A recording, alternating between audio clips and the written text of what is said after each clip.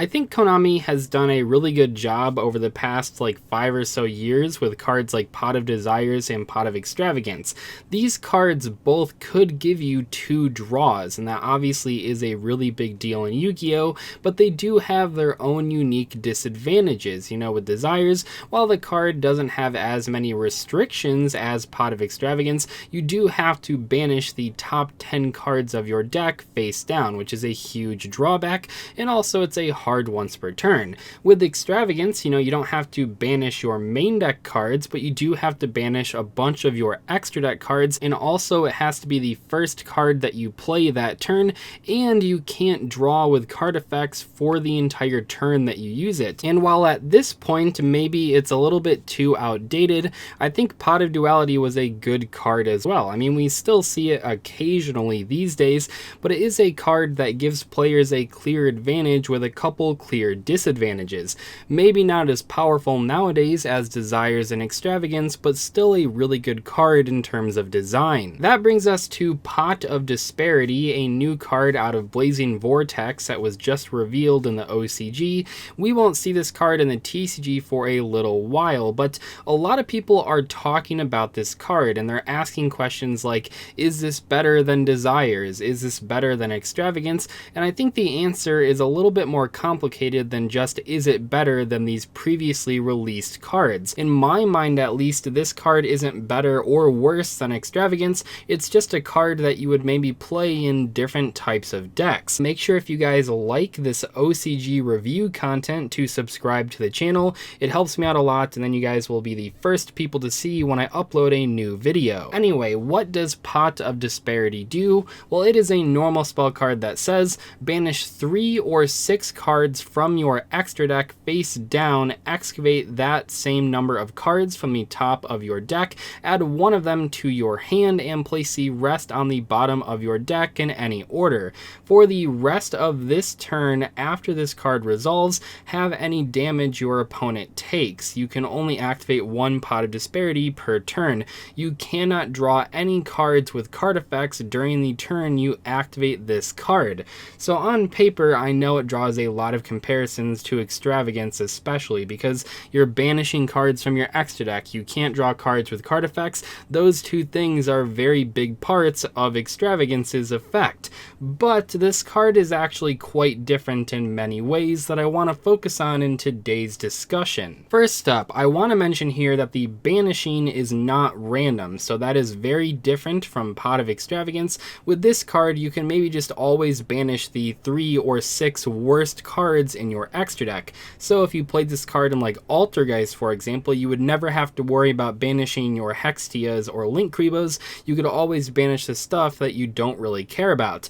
That is a pretty big advantage over Extravagance. You know, there are decks out there that maybe don't really want to play Extravagance, but sometimes do just for those extra cards, and maybe those decks would be more interested in playing Pot of Disparity because you're not banishing random cards. Another big difference here is that while you cannot draw cards with card effects during the turn you activate this thing, which is the exact same as Pot of Extravagance, this card does not have to be your first activated card in the main phase.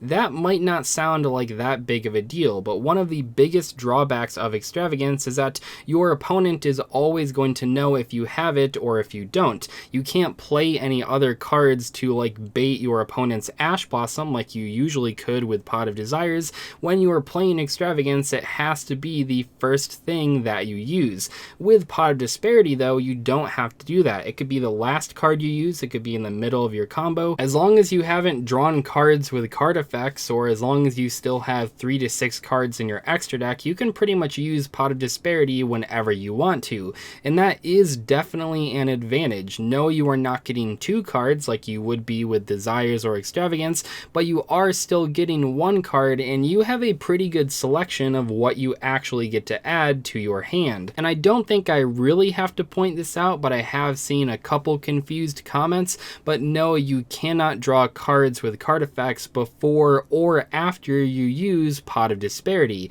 That means you unfortunately cannot extravagance into Pot of Disparity into adding another card to your hand. And I do want to mention here the restriction that Konami has put on extravagance and disparity as far as drawing cards with card effects, I think is very, very smart. And the reason I think it's smart is because it means that you can't just have a deck with 3 desires, 3 extravagance, and 3 disparity.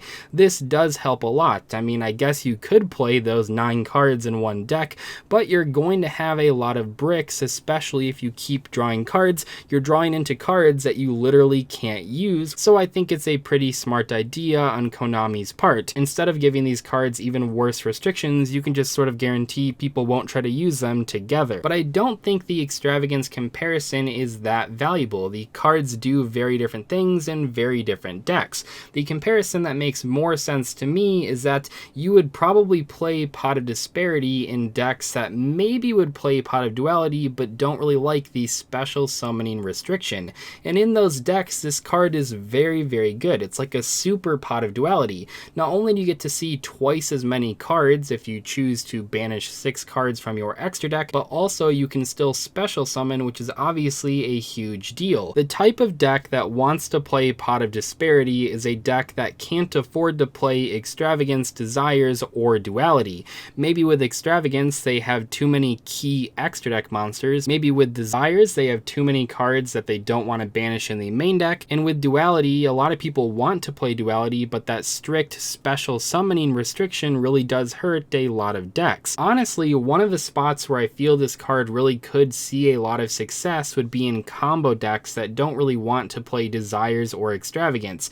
In those decks, you know, maybe they want a small boost in consistency, maybe they're digging for some very important 1 or 2 card combos, and Pot of Disparity could get you to those cards. They don't want to play Extravagance because they don't want to do what like Spirals had to do when they played Extravagance and they played like 3 ofs in their extra deck, and they don't want to play Desires because maybe they have too many 1 ofs for their big combos like the Garnets that they might include. So in those cases, Pot of Disparity makes a lot of sense, and I feel like that might be a pretty big area where this card actually sees play. Maybe you even play this card alongside Extravagance, probably not a full 3 copies, but maybe just like 1 or 2 copies in addition to your 3 copies of Extravagance. It's obviously less powerful in terms of the sheer amount of card advantage that you get, and usually you'll want to use the Extravagance if you draw both of these in your opening hand, but if you don't draw the Extravagance because it's only an unsearchable 3 of, then the Disparity can give you a small boost in consistency. I'm not sure how popular that might be, but I know that I'll be trying it out in like Altergeist, for example, just to dig for important cards like Moleseek or Marionetter or Personal Spoofing. It seems like with Pot of Disparity, Konami is trying to make 3 different pot cards, Disparity, Extravagance, and Desires, that almost any deck can play. You just have to choose which one is the best in your strategy.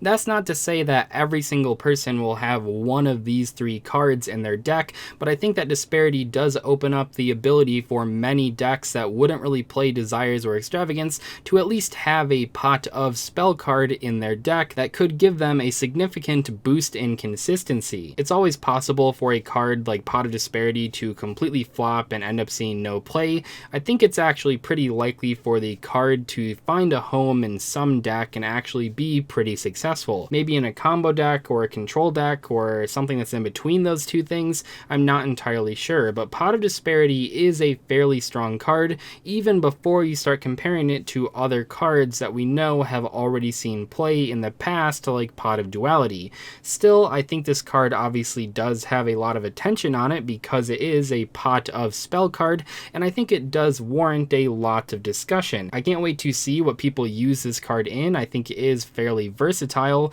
which is always exciting in a new reveal. I'll see you guys later though. Thank you so much for watching today's video. Please let me know in the comment section below how you feel about Pot of Disparity, and I'll see you guys in the next video.